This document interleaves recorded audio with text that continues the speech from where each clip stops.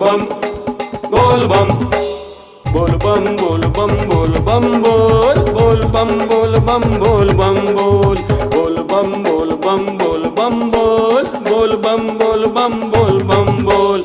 आज दिन सोमवार है, भोले बाबा के वार है।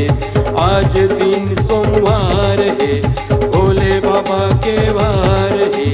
भोले बाबा के पूजा करबो, भोले बाबा के पूजा करबो। बेल पत्ता और फूल चढ़ाबो। बोल बम बोल बम बोल बम बोल बम बोल बम बोल बम बोल बम बोल बम बोल बम बोल बम बोल बम बोल बम बोल बम बोल बम बोल बम बोल बम बोल।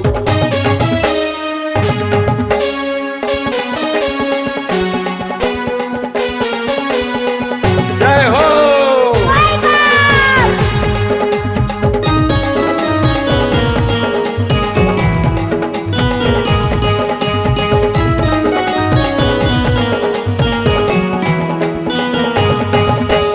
आज हम चंपेश्वर जाबो, भोले बाबा के चरण दबाबो।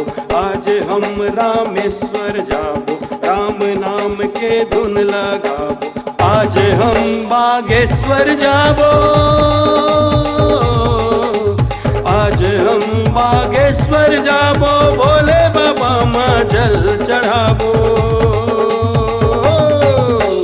बोल बम बोल बम बोल बम बोल बम बोल बम बोल बम बोल बम बोल बम बोल बम बोल बम बोल बम बोल बम बोल बम बोल बम बोल बम बोल बम बोल।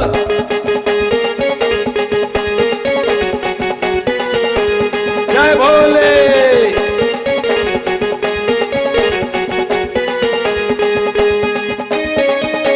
बोल बम।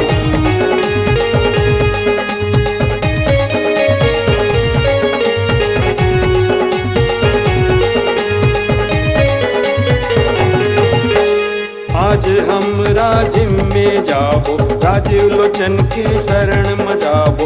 आज हम पंचमेश्वर जाबो, 5 किस्म के भोग लगाबो। आज मैं मानस लोधी,